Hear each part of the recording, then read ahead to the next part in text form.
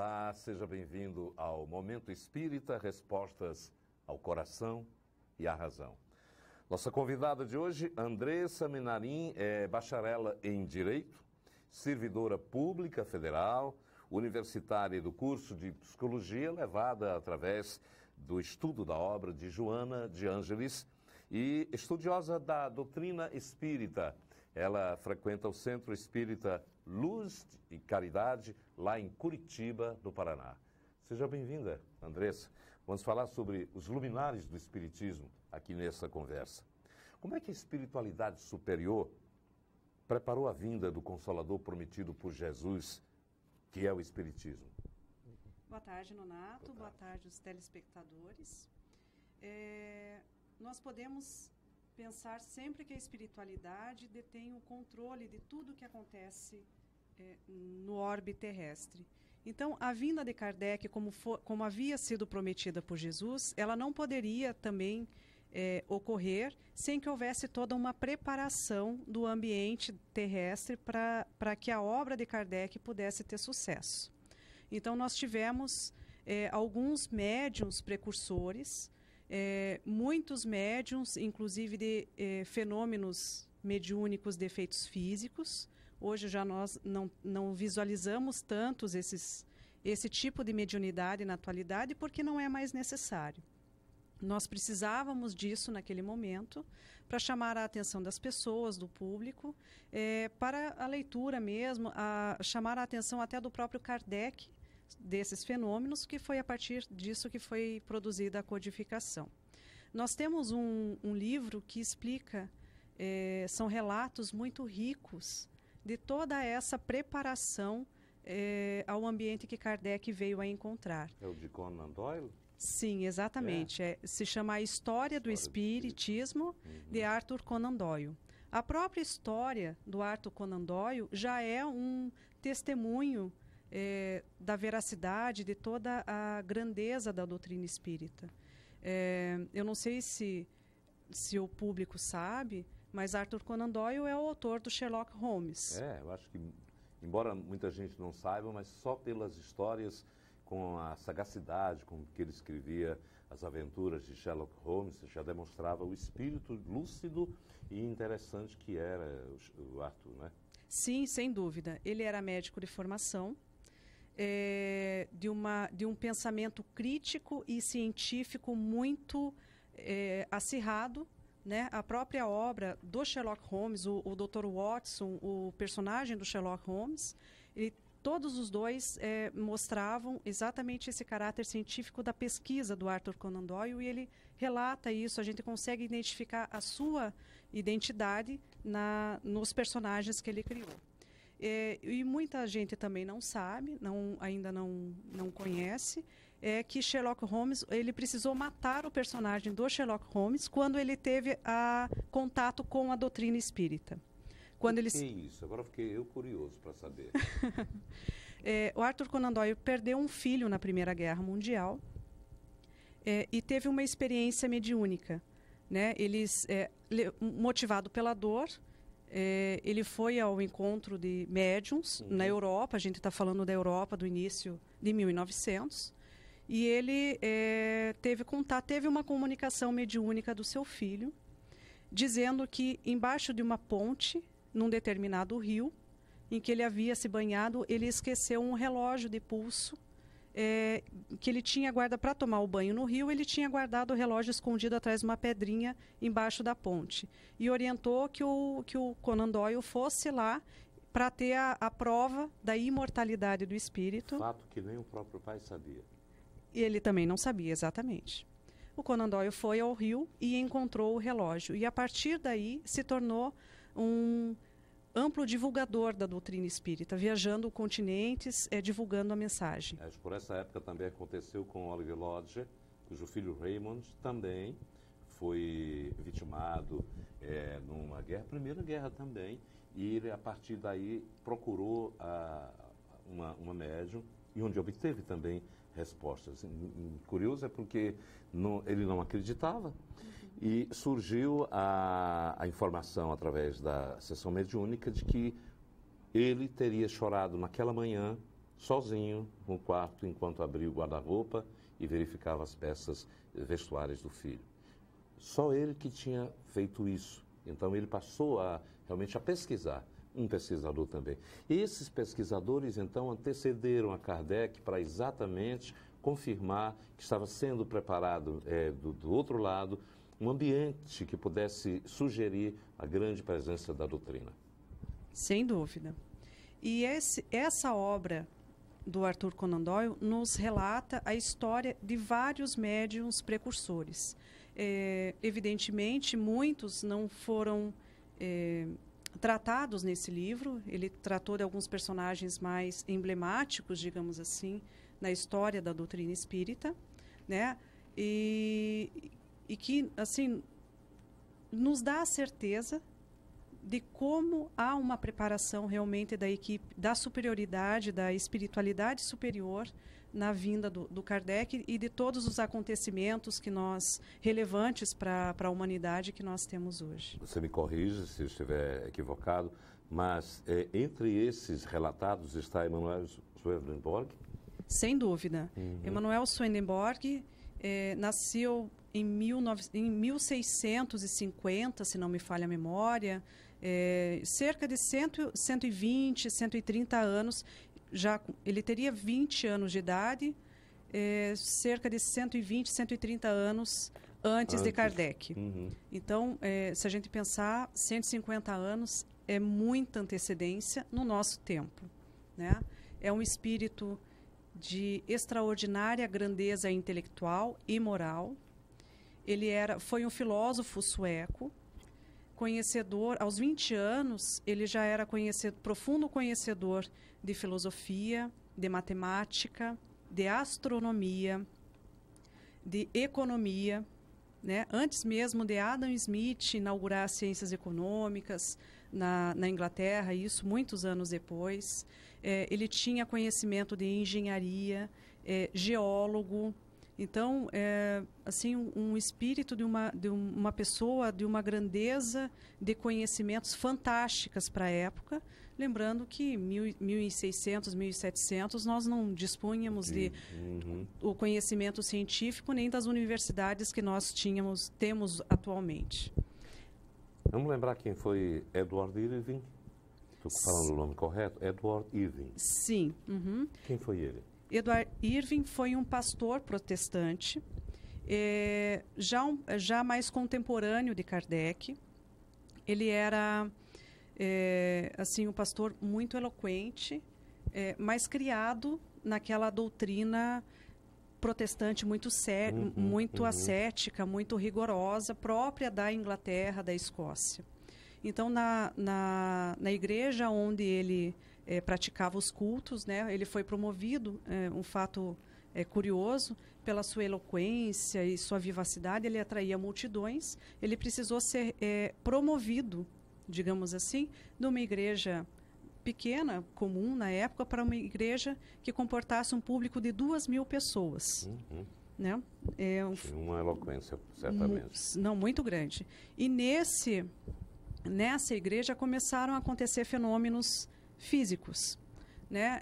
Durante as pregações, ouvia-se gritos, ouvia-se batidas, ouvia-se gemidos, e ele falava com esses seres, exato, e conseguia acalmar. E só quando ele falava que esses espíritos conseguiam que os fenômenos cessavam de ocorrer. Mas ele já considerava como espíritos? Não. Provavelmente não. Né? Não. Porque dentro da ótica protestante isso não seria possível. Aliás, eu gostaria até de falar sobre isso.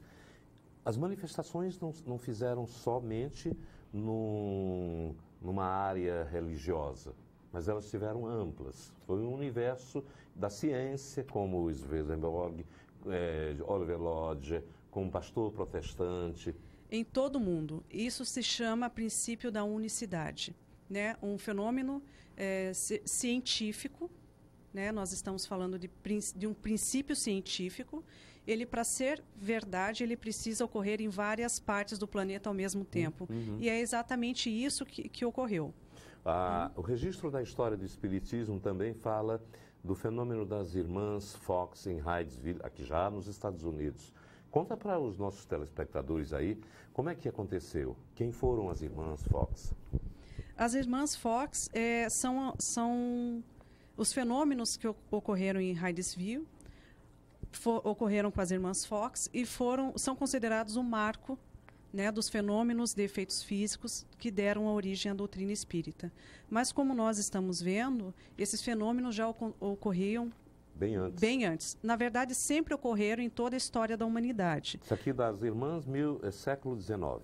Século XIX, época de Kardec, né? Foi a partir dali que ele começam as investigações, a reprodução de fenômenos de efeitos físicos para a produção, exatamente, os REPs, para a produção dos fenômenos das mesas girantes, dos grandes espetáculos que se se montavam para que o público pudesse visualizar esses fenômenos, e a partir daí que chamou a atenção de Kardec, ele veio a investigar esses fenômenos de um ponto de vista científico, viu que precisava de uma força inteligente por trás disso, que não era um engodo, não eram truques, e a partir dali ele começa a estudar e consegue daí receber manifestações e comunicações do mundo inteiro, não só da França, né? Kardec viaja o mundo inteiro para investigar antes de reproduzir e incorporar ao seu acervo de comunicações toda a forma de manifestação mediúnica.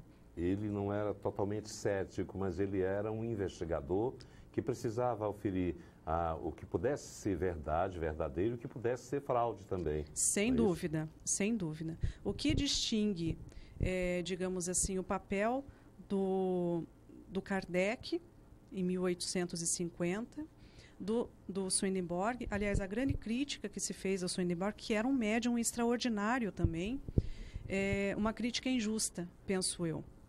Porque o Swedenborg, ele era um médium vidente, com uma vidência muito acentuada, muito específica.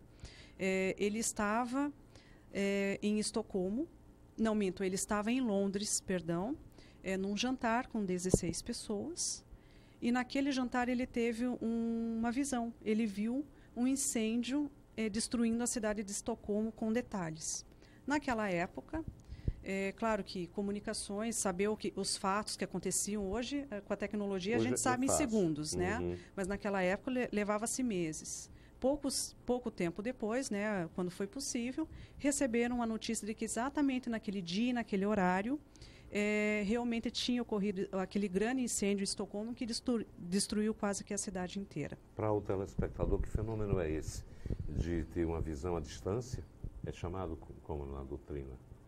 A vidência também, é evidência. Vidência, né? É uma vidência, mas com uma projeção muito mais longa do que a simples vidência de enxergar no recinto, no mesmo recinto. Sim, exatamente.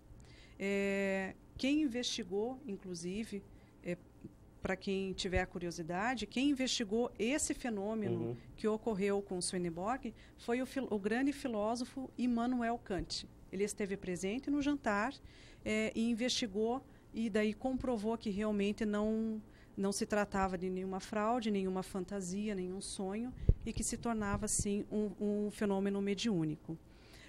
A crítica que se faz, justificando, né, do ponto de vista ao Swedenborg, que eu reputo que é injusta. Que o Swedenborg, a partir dessa mediunidade, ele começa a relatar, ele começa a ter através dessa evidência, ele descreve pela primeira vez na história fluidos leitosos que se esparramam pelos tapetes. Quer dizer, ele estava definindo o que seria o ectoplasma. Então, ele traz algumas conceituações que nós só vamos ter confirmadas, exatamente como Swedenborg já descrevia na época, por Kardec, através das investigações de Kardec. Não tinha ainda uma investigação com tanta precisão e achavam que ele estaria fraudando, inventando histórias. Exatamente. O que aconteceu é que o Swedenborg ele não teria nenhuma referência, como hoje nós temos, científica. acontece algum fenômeno, nós temos que comparar com o que a obra de Kardec fala, para que a gente possa julgar se está certo, se está errado, se pode ser um fenômeno de animismo, ou se é um fenômeno mediúnico legítimo. Swedenborg não fez isso, mas a gente tem que considerar que ele não tinha referencial nenhum. Muito embora ele tivesse conhecimento de 7, 8 ou 9 ciências humanas, mas ele não tinha esse referencial de Kardec que nós temos hoje. Então, por isso que eu considero injusta a crítica que se faz, que ele não fez um juízo crítico dos fenômenos, né? Essa é a Andressa Menarim, que está falando aqui sobre os luminares do Espiritismo. Ela já vem citando aqui dos espíritos que a antecederam à chegada do Consolador Prometido. Tem um outro nome também muito importante nisso, que é Andrew Jackson Davis, que é considerado o Kardec americano.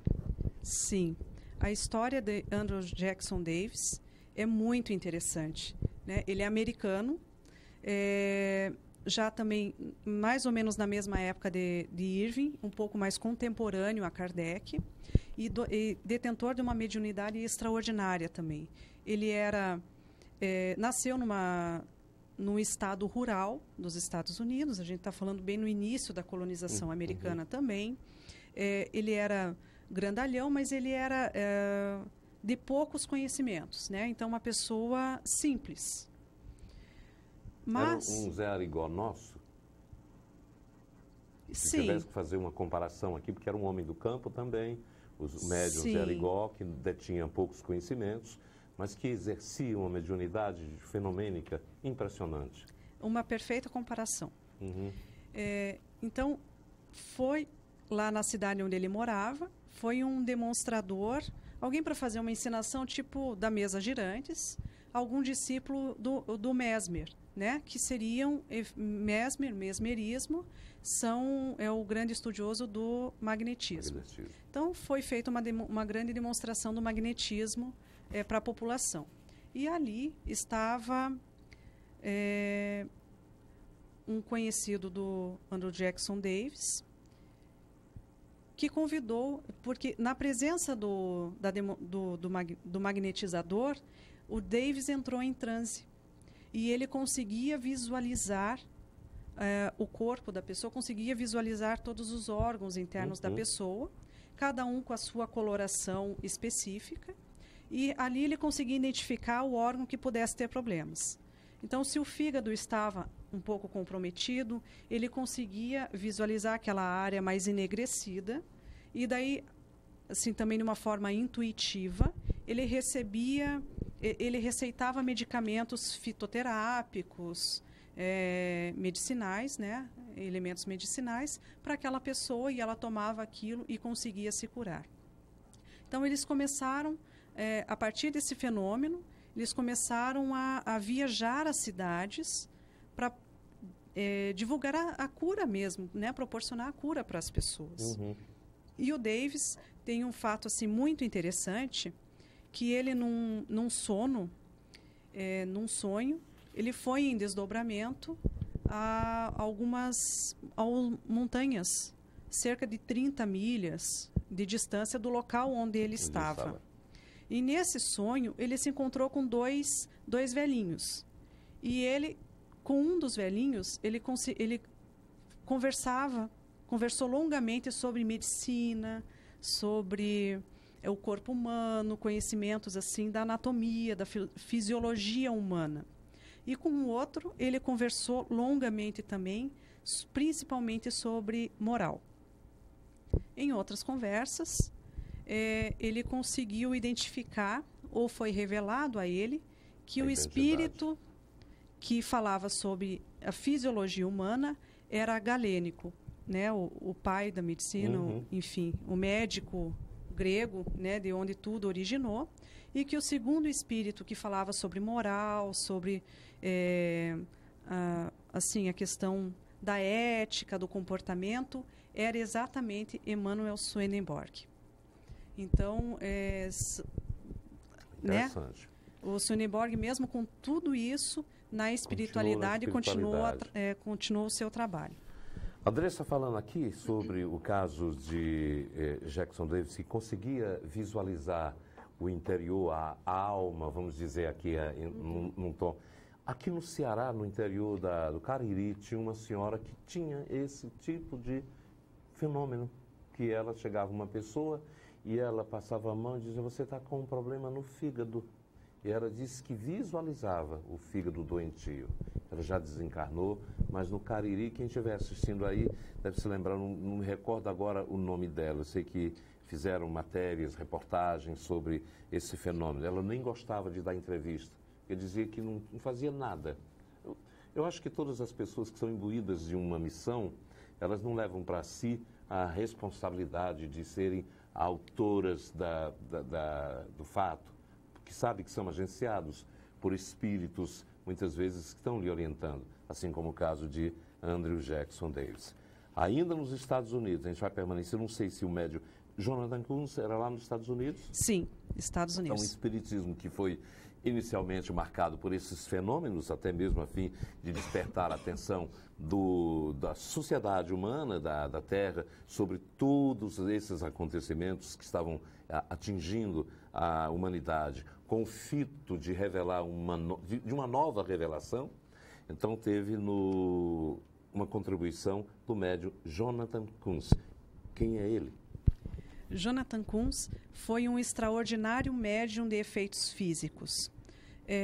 Comparando a sua história, em alguma medida ele foi até mais instigante do que as próprias irmãs Fox.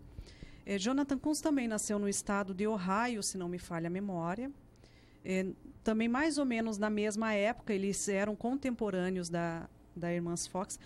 Não era somente o Jonathan Kunz, eram todos os seus 8 filhos.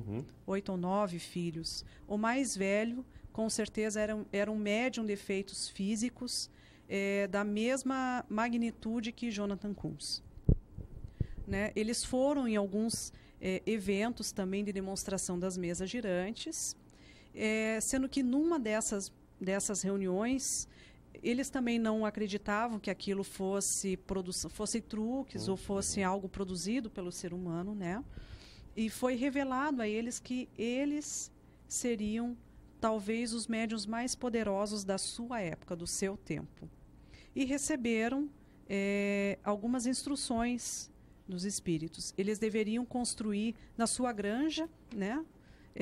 Um quarto com determinadas condições e o desenho, os equipamentos que deveriam ter ali dentro seriam todos passados pela espiritualidade. Planejados pela dimensão espiritual.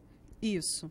Então, eles receberam assim todo o planejamento do quarto, tamanho, a porta como deveria ser, deveria ter uma mesa de determinado material com determinadas medidas, deveriam ter determinados instrumentos ali dentro, e tudo foi construído de acordo com essa orientação que eles receberam, né? E começaram, então, eles a fazer, né, algumas demonstrações também. O que acontecia? Eles receberam orientações de pegar determinados instrumentos musicais e disporem assim, em cima das mesas, né? E deixava a mesa com os instrumentos lá. O quarto era fechado, as pessoas entravam para assistir, todos se acomodavam. O quarto era fechado, tudo lacrado. E começava, a partir o Jonathan Kunz, com o seu violino, dava uma nota e todos os instrumentos começavam a tocar com uma frequência e com uma amplitude sonora que ultrapassava 20 milhas. Puxa. Mais do que o ser humano conseguiria produzir pelos instrumentos. Né? Eles também recebiam orientação de preparar com fósforo, seria o material fosforescente e fluorescente de hoje, né? Mas pegar o elemento fósforo em algumas tigelas, enfim, fazer algum preparado e dispor nos 4 cantos do cômodo. Para iluminar. E fazia, e mãos se materializavam. Então, para que essas mãos se pudessem ser visíveis a todos que ali estavam, elas mergulhavam nesses recipientes, ficavam fosforescentes e saíam flutuando nos cômodos. Devia ser um fenômeno assim... extraordinário. Extraordinário, assim, fantástico de se ver, né? Com certeza. Mais do que isso, as mãos psicografavam mensagem para as pessoas. Né? Então, pessoas que iam lá para investigar, plateia iam, às vezes escondidinham, às vezes materializava até fenômeno da voz direta mesmo, davam nome às pessoas que estavam lá ocultas, escondidas, para que ninguém percebesse a sua presença. E as mãos psicografavam, entregavam as cartas, as pessoas podiam trazer o seu lápis, o seu papel, para se certificar de que não era fraude. E recebiam depois as mensagens ali. E as mãos ainda saíam cumprimentando todos. Quando a pessoa segurava um pouco a mão, um pouco mais forte, para ver se... sentia que era uma mão de verdade. Exatamente. Ela se desfazia... não, que tinha... consistência. Né? Ela se desfazia e aparecia ao lado novamente. Que belo.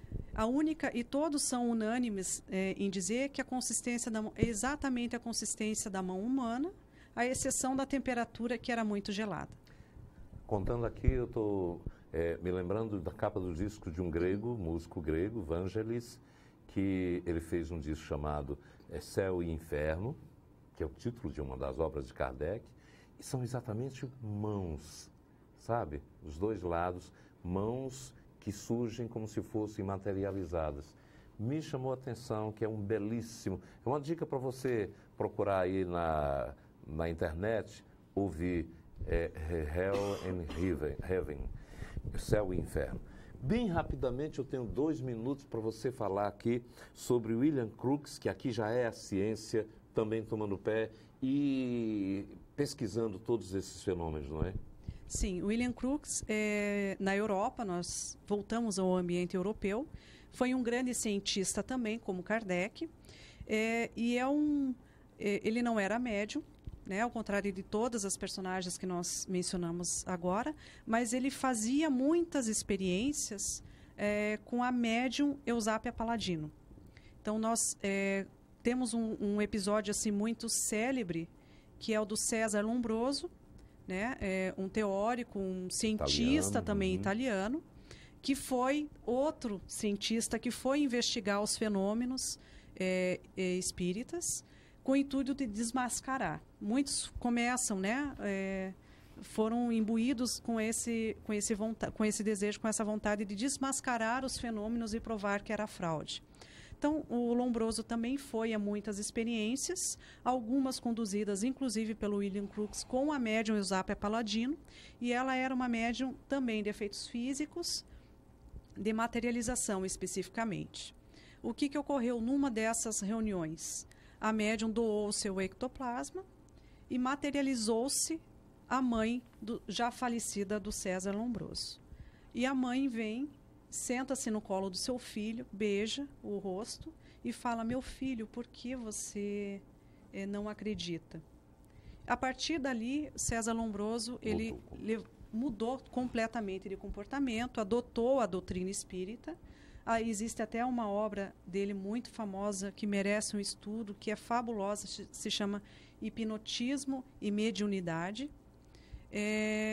E daí ele fala assim: olha, nenhuma ciência da Terra conseguiu colocar a minha mãe morta sentada em meu colo. A gente teria que mais tempo para falar ainda sobre os grandes médios de efeitos físicos aqui do Brasil, que nós tivemos, né? Infelizmente o programa está chegando ao final, mas a gente vai ter a oportunidade, quem sabe, de outra vez trazer Andressa Menarim para comentar com tanta sapiência e com tanto conhecimento de causa a história do Espiritismo antes do próprio Espiritismo se converter na doutrina consoladora que é hoje. Obrigado a vocês. Obrigado a você também. Muito obrigada. Eu que agradeço o convite e a oportunidade.